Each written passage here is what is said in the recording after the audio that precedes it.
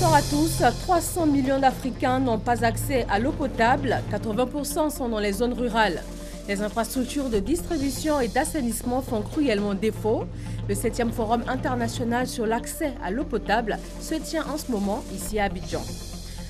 Législative 2016, les 255 députés qui seront élus au soir du 18 décembre vont pour certains former des groupes parlementaires. Quel en est le rôle, quel est le poids d'un groupe parlementaire sur les décisions de l'hémicycle? Cap sur les législatives traite ce soir ces questions. Procès de Simone Gbagbo, l'ex-première dame ivoirienne, était bien présente au tribunal ces jours, mais elle et ses avocats ont encore suspendu leur participation pour procédure non respectée. 3 jours de deuil national au Brésil suite au crash de l'avion qui transportait les joueurs du club de football Chapecoense. Sur les 81 passagers, seulement 6 ont survécu. Le pays est sous le choc. Bonsoir à tous. L'eau potable, un besoin vital auquel de nombreuses populations n'ont pas accès. Le 7e Forum international sur l'accès à l'eau potable en milieu rural s'est ouvert ce matin ici à Abidjan. Environ 600 experts spécialisés dans l'approvisionnement en eau potable sont présents dans la capitale économique ivoirienne. Herman Guivet. De l'eau pour tous, mais pas n'importe laquelle. De l'eau potable, une eau incolore, inodore et sans saveur, comme l'enseignent les livres de sciences. Comment s'y prendre afin que chaque individu vivant en milieu rural puisse en bénéficier? Une question qui s'adresse aux 600 participants venus du monde entier. Il y a 660 000 personnes qui n'ont pas suffisamment accès à l'eau. Et 80% de ces personnes, ils habitent dans les zones rurales. C'est énorme. Devant l'urgence de la situation, il faut trouver des solutions. En Côte d'Ivoire, des efforts sont entrepris par le gouvernement. Dans ce sens, les expériences extérieures sont toujours les bienvenues. C'est tout un ensemble de sujets et de défis qu'il nous faut relever et pour lesquels on l'espère. Au cours de cette rencontre-là, les expériences qu'on va nous montrer, en particulier en provenance de l'Amérique latine, de l'Asie. Des efforts entrepris par le gouvernement qui s'expriment également en chiffres. En milieu rural, l'action du gouvernement s'est faite à travers la mise en œuvre du programme présidentiel d'urgence qui a permis de réhabiliter près de 17 000 points d'eau équipés de pompes à motricité humaine. L'accès à l'eau potable a ainsi pu être amélioré et le taux de panne a été ramené de 57% à la sortie de la crise post-électorale en 2011 à moins de 30% à ce jour, soit une réduction de l'ordre de 30 points en 5 ans. L'objectif du gouvernement est de porter d'ici 2020 le taux de couverture à 82,5% en moyenne, avec 60% dans les zones rurales et 85% dans le domaine urbain. Cette rencontre revêt pour le gouvernement ivoirien un intérêt majeur. C'est une véritable opportunité de réflexion et de partage d'expériences des différents pays et acteurs ici présents pour relever les défis de l'eau, de l'accès à l'eau potable. Le Forum international du réseau des experts pour l'approvisionnement en eau potable en milieu rural se tient tous les 5 ans. L'édition précédente a eu lieu en Ouganda et c'était en 2011. Là, il s'agit d'accès au TIC, la graine de l'avenir, un programme de formation de jeunes étudiants aux nouvelles technologies de l'information lancé ce lundi par le Premier ministre ivoirien. Plus de 200 jeunes ont été sélectionnés dans des centres de formation. Les étudiants retenus bénéficient de bourses d'études en Chine sur une période de 5 années. Gabriel Zani. La graine de l'avenir, ce sont ces étudiants. Parmi eux, certains seront sélectionnés pour intégrer le programme de coopération de futurs talents initié par le ministère de l'économie numérique et de la Poste en partenariat avec Huawei Technologies. Ce lundi, le Premier ministre Daniel Kablan-Duncan a lancé officiellement le projet de formation de jeunes dans le secteur de l'informatique et réseau de télécommunications.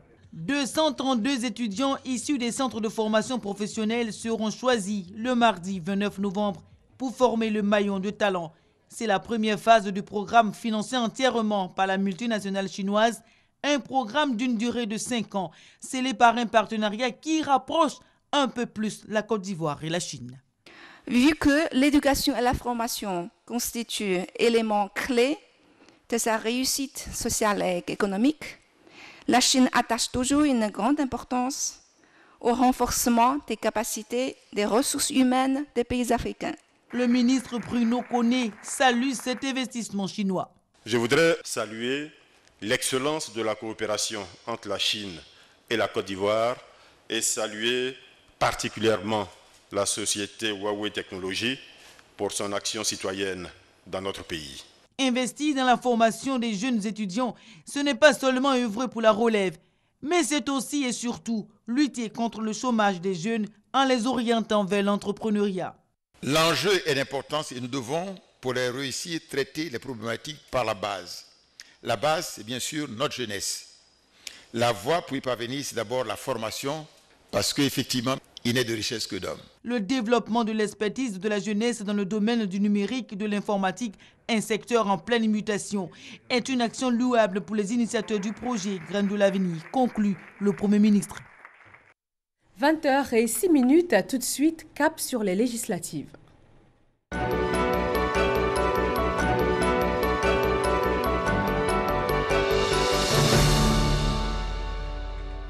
Les Ivoiriens vont choisir leurs 255 députés dans moins d'un mois. Quand le Parlement est formé, les députés se regroupent pour certains au sein de groupes parlementaires. Quelle en est l'utilité? Comment fonctionnent ces groupes parlementaires? Gabriel Zani. Après les résultats des législatives du 18 décembre, les élus députés auront en tête un enjeu supplémentaire, la possibilité ou non d'avoir un groupe parlementaire à l'Assemblée nationale. Le RHDP, le FPI, l'UDPCI, l'UPCI et le LIDER espèrent bien former des groupes parlementaires ou des caucus avec leurs élus, car sans groupe parlementaire, un député n'existe pas, ou presque. Lors de l'examen des projets de loi à l'Assemblée nationale, le commissaire ou l'émissaire du gouvernement qui arrive expose. Quand il finit son exposé des motifs sur le projet de loi, le règlement autorise les groupes parlementaires à faire une déclaration dans le sens, n'est-ce pas, de soutenir ce projet de loi ou de le rejeter. Affilié à un groupe, le député peut prétendre à des postes de responsabilité. Bureau du Sénat, bureau de l'Assemblée nationale, bureau des commissions. Pour former un groupe, il faut un nombre réglementaire de députés. Il faut au moins 8 députés pour former un groupe parlementaire. Et le groupe parlementaire, n'est-ce pas, apporte la diversité dans l'opinion au sein de l'Assemblée nationale. Un député peut évoluer seul à l'Assemblée nationale. Il est donc non aligné. Et cela lui laisse davantage de liberté de parole, mais il serait avantageux pour lui d'appartenir à un groupe parlementaire. Il gagne les sièges en commission, les places dans l'hémicycle et les temps de parole. Les associations de députés se font le plus souvent entre députés de même couleur politique. En cela, ils sont différents des commissions dont la vocation est technique, selon Mamadou Deli. Le groupe parlementaire porte une tendance politique à l'Assemblée nationale. Et les commissions sont formées selon les différents domaines techniques. Tous les projets de loi qui se réfèrent à ce domaine sont analysés techniquement par les députés assistés, n'est-ce pas, d'assistants parlementaires. Si les commissions sont très techniques, le groupe parlementaire, lui, se prononce sur les projets de loi en votant oui ou non. C'est en cela que le député doit aussi obéir à une discipline de groupe, une discipline politique. À l'Assemblée nationale, les groupes parlementaires de la législature sortante sont au nombre de 5. Groupe parlementaire RDS, 135 membres, président Amadou Soumaoro. Groupe parlementaire PDCI, 90 membres, président Gaston Koné-Ouassena. Groupe parlementaire UDPCI, 10 membres, président Mamadou Deli. Groupe parlementaire Dialogue, 11 membres, président Adolphe Koné-Saraka. Groupe parlementaire Espérance, 8 membres, président Norbert Teke John et un député non aligné. Ce tableau sera-t-il respecté? Les partis politiques l'emporteront-ils sur les indépendants? 255 sièges pour plus de 1000 candidats députés. Tout porte à croire que les sièges à l'Assemblée, à l'hémicycle, seront âprement disputés entre partis politiques et indépendants. Avec ou sans groupe parlementaire, l'Observatoire de la solidarité et de la cohésion sociale appelle à un scrutin apaisé. Il se donne pour mission d'observer, analyser et aussi prévenir pour renforcer la solidarité et la cohésion sociale. Moussa Konaté. Pour des élections législatives apaisées, l'Observatoire de la solidarité et de la cohésion sociale envisage de déployer des équipes dans plusieurs localités du pays. Elles auront pour mission de mener des activités sur le terrain afin d'éviter tout foyer de tension et de garantir la paix et la cohésion sociale. À travers donc des moniteurs qui seront dans les différentes localités, et ces moniteurs devront donc observer pour voir les menaces d'incidents, des menaces donc de conflits, et aussitôt proposer des réponses à ces menaces pour les faire disparaître à travers donc un mécanisme que nous allons mettre ensemble qui nécessitera donc une interaction avec non seulement l'organe qui gère les élections, à savoir la Commission électorale indépendante, mais aussi avec les autorités locales et avec également les autorités nationales qui sont capables donc d'apporter la réponse. La structure compte accentuer la sensibilisation pour des campagnes saines et un scrutin dans la tranquillité, le tout couronné par l'acceptation des résultats. Observer, analyser et prévenir pour renforcer la solidarité et la cohésion sociale. C'est le rôle de l'Observatoire de la solidarité et de la cohésion sociale. Pour tous les faits ou situations de troubles de cohésion sociale, des numéros sont disponibles.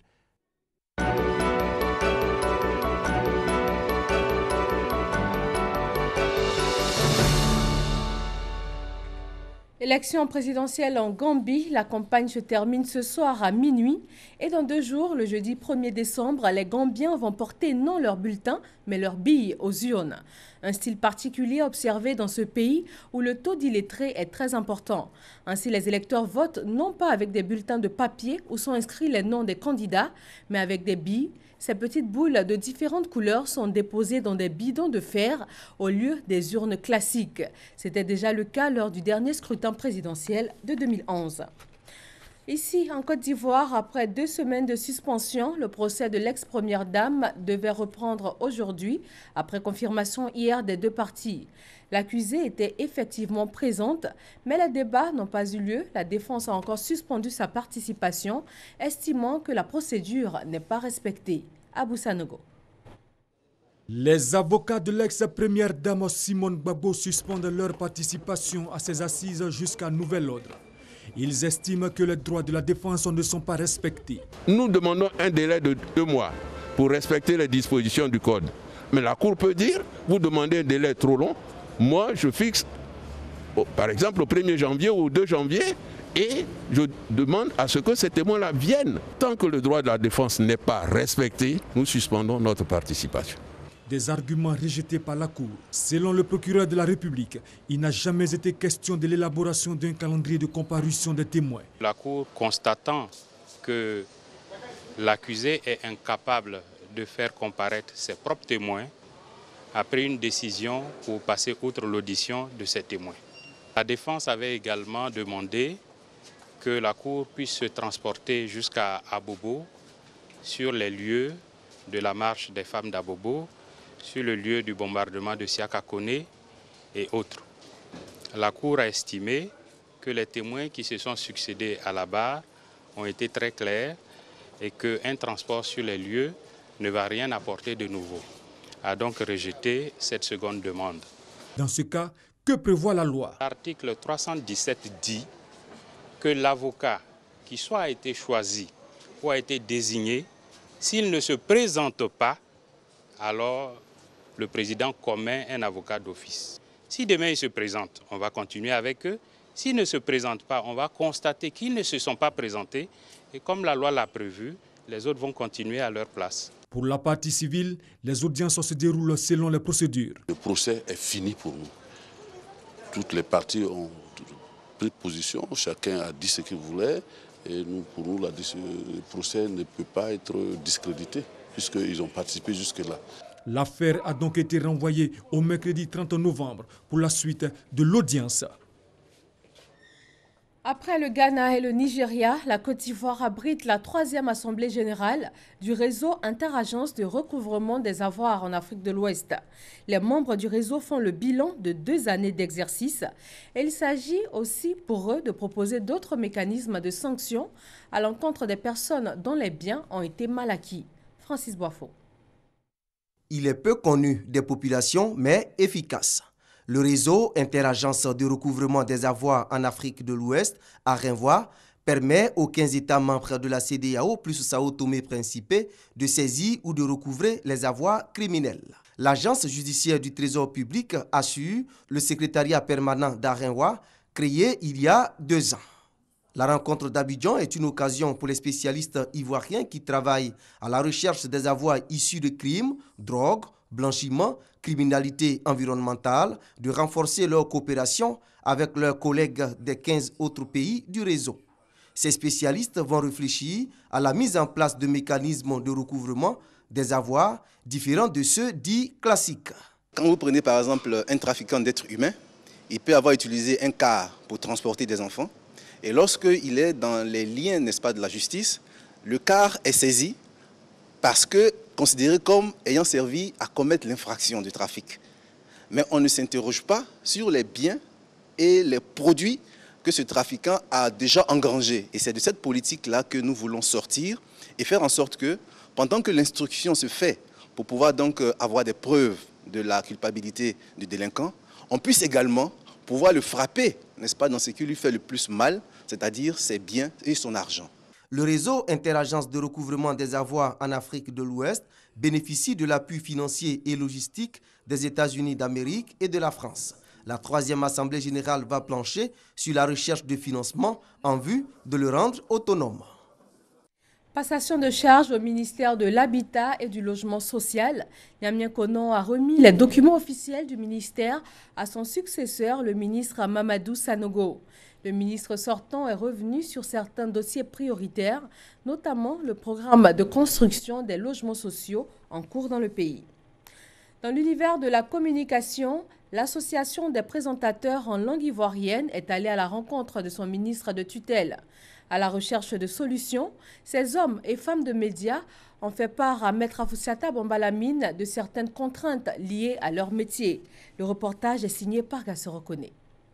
Rencontre entre la ministre de la Communication, Afoussata Bambalamine, et l'Association des présentateurs en langue ivoirienne. Les responsables et membres de cette association sont allés partager leurs préoccupations avec la ministre de la Communication. Vous avez un travail qui est important, un travail d'éducation, de formation. Même si on n'a pas la totalité du journal, le résumé que vous en faites est très bien. On est venu dire merci à Madame la ministre, parce que depuis que Aplani existe, c'est la première fois qu'un membre du gouvernement nous reçoit. Mais avant cette rencontre, Afoussata Bambalamine a reçu des responsables de l'Institut des sciences et techniques de la communication, ISTC Polytechnique, une enseigne lumineuse dynamique, œuvre des étudiants en télécommunication de cet institut. C'est un engagement qu'on avait pris lors des pratiques personnelles. Aujourd'hui, nous sommes venus respecter cet engagement en lui offrant l'enseigne lumineuse. Un don apprécié par la ministre de la Communication. L'ISTC fait preuve d'ingéniosité à travers ses étudiants chaque année. Vraiment, j'avoue que je suis surprise et puis émerveillée chaque fois que je participe aux journées du communicateur. Afoussata Bambalamine a exhorté les responsables de l'ISTC Polytechnique à communiquer davantage à travers les médias et les réseaux sociaux sur les différentes activités et créations des étudiants. Intéresser les jeunes aux technologies de l'information, oui, mais bien plus. Africa Web Festival fait la promotion de ces technologies auprès de tous, hommes, femmes, enfants et même vieux, principalement en Afrique francophone. Pendant 3 jours, visiteurs et professionnels vont découvrir les tendances et les innovations, se former et nouer des relations d'affaires. Isaïo. La 3e édition d'Africa Web Festival ouverte. Vitrine régionale, continentale et internationale du numérique, Africa Web Festival est depuis 2014 un événement de promotion et d'émulation des technologies, de l'information et de la communication en Afrique francophone.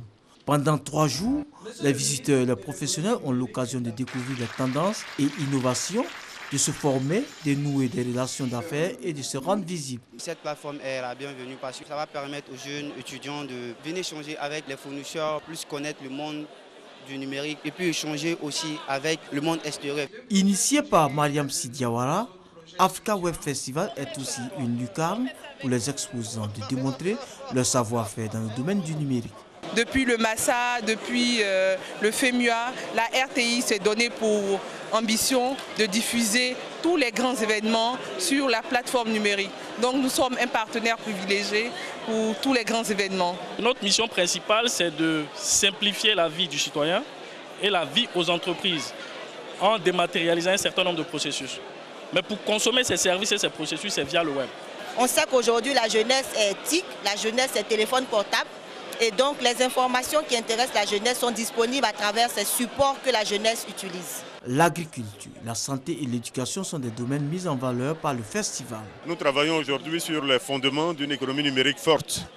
Mais ces fondements, c'est pour faire en sorte que nos jeunes, justement, puissent créer de la valeur, puissent créer des emplois, puissent se prendre en charge et puissent contribuer à l'amélioration des conditions de vie des Ivoiriens. Cette 3e édition d'Africa Web Festival s'achève le 1er décembre prochain. Elles sont loin d'être des adeptes de nouvelles technologies, mais grâce au numérique, un projet innovant se lance dans l'alphabétisation de 260 femmes des marchés de Yopougon et de Port-Boué. Elles pourront apprendre à lire et à écrire en tout lieu et en tout moment grâce à une application pour smartphone. Le reportage de Moussa Konaté. C'est une innovation dans le domaine de l'alphabétisation. Un smartphone avec une application pour apprendre à lire et à écrire aux femmes. Le projet est dénommé MBC, une initiative de la représentation de l'UNESCO en Côte d'Ivoire, avec l'appui de partenaires. Près de 99% d'entre elles ont au moins un téléphone portable. Il y en a qui ont même des tablettes. Et donc, l'innovation que nous apportons, c'est comment exploiter ces potentiels des TIC au profit de l'alphabétisation. Avec les téléphones cellulaires, toutes les leçons sont enregistrées sous forme de vidéo. Donc l'apprenant est totalement autonome pour apprendre avec la méthode MBC. Dans les téléphones, tout est dedans. Il n'y a qu'un moniteur, un alphabétiseur qui passe de temps en temps pour évaluer quelles sont les difficultés et pour guider l'apprenant. Selon l'Institut national de la statistique, en 2015, le taux d'alphabétisation en Côte d'Ivoire s'élève à 45%. Chez les femmes, le taux est estimé à 36,3% contre 53,3% pour les hommes. Convaincu de l'impact de l'alphabétisation des femmes sur leur autonomisation, Kandia Kamara, ministre de l'Éducation nationale, soutient le projet. Nous appréhendons la limite des mécanismes d'alphabétisation traditionnels. Nous devons aussi regarder du côté de cette frange importante de la population nationale dont l'apport à l'essor de notre économie est incontestable, mais à qui il manque des compétences élémentaires du fait de l'analphabétisme. Ce projet d'alphabétisation numérique démarre avec 260 commerçantes des communes de Yopougon et de Port-Boué. Il est prévu s'étendre à d'autres femmes. À Sinématiali, dans le nord de la Côte d'Ivoire, il est question d'alphabétisation et aussi d'apprentissage professionnel. La Fondation Children of Africa a offert un lot d'équipements à l'Institut de formation et d'éducation féminine. Des kits d'apprentissage pour la couture, la coiffure, aussi la cuisine et des tables-bancs, le tout d'une valeur de 10 millions de nos francs. Abiba Dambélé Saoué. La cérémonie de remise de dons s'est déroulée le samedi 26 novembre dans l'enceinte de l'Institut devant les autorités du département et des populations.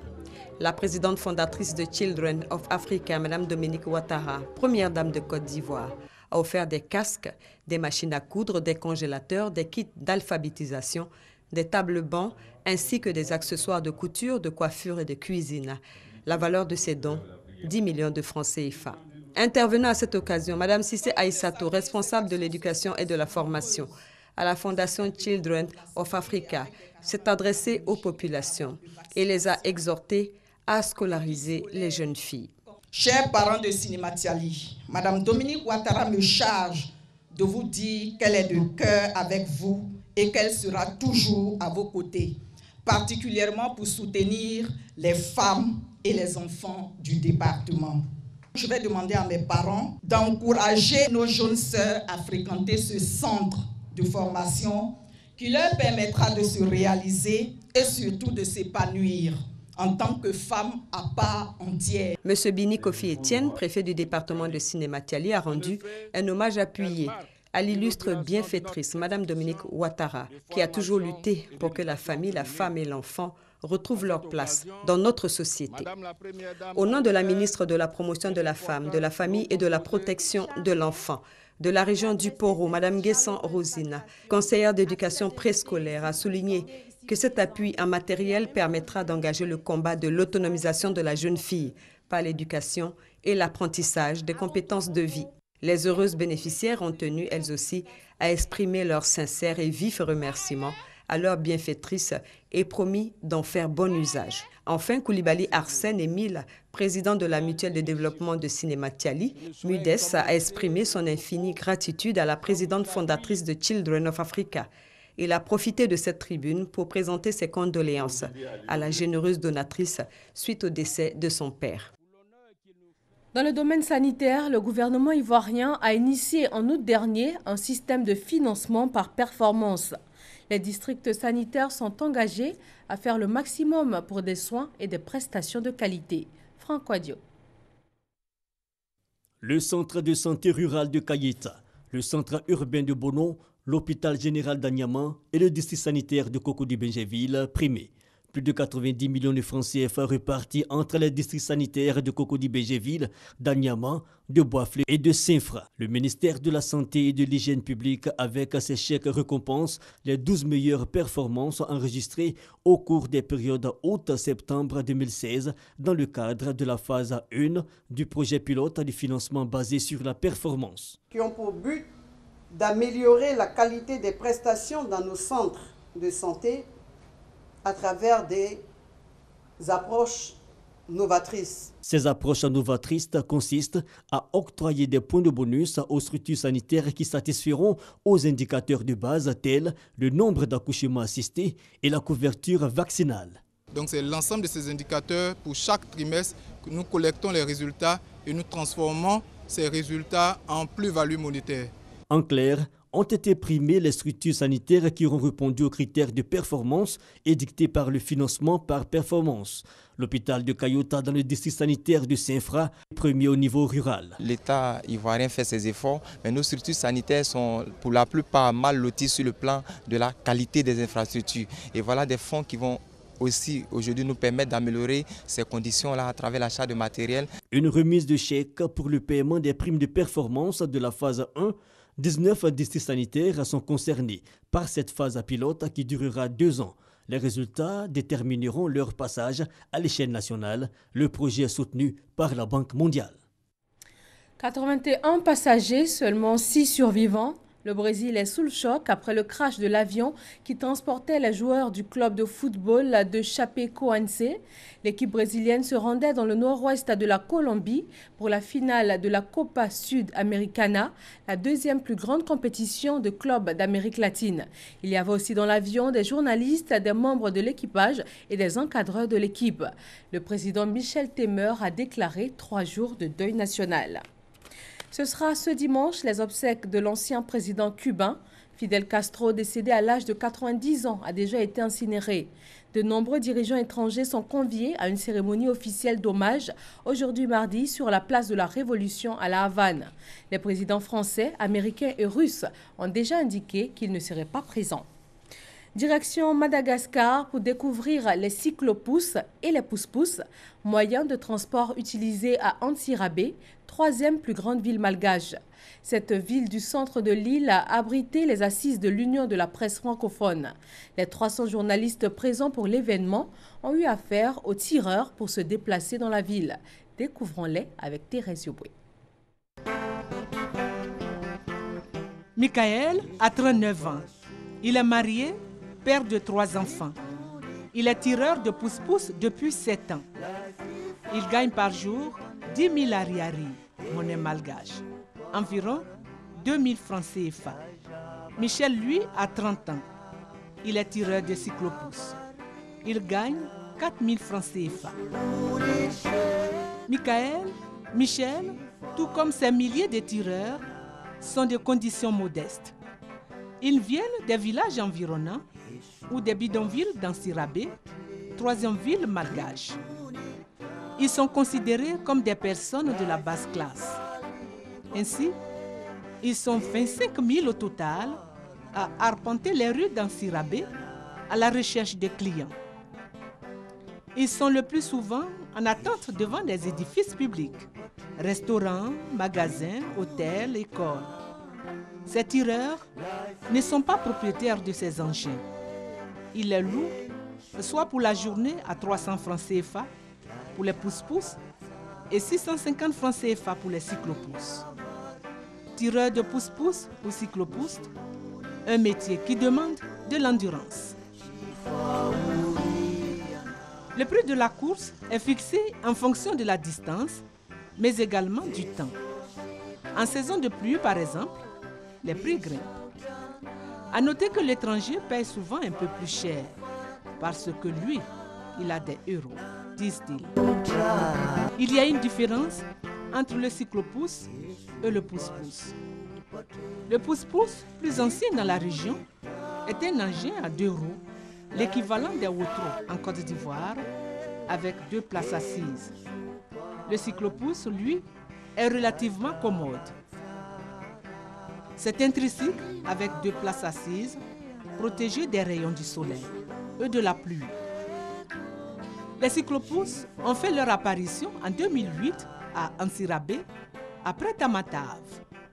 2 autres villes malgaches viennent de voir les cyclopousses dans les rues.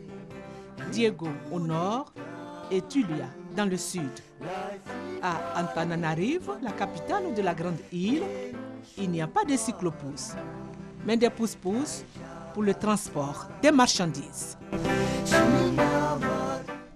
Voilà, Thérèse Tapeyoboué nous a fait découvrir les cyclopousses et les pousse-pousses, moyens de transport utilisés à Antsirabé, 3e plus grande ville de Madagascar. En août 2015, le chef de l'État ivoirien lançait l'opération d'indemnisation des victimes des crises survenues en Côte d'Ivoire. 4500 victimes prises en compte dans la première phase. Plus d'1 an après, où en est l'opération? Que sont devenus les blessés et les ayants droit des personnes décédées? Comment sont-ils pris en charge?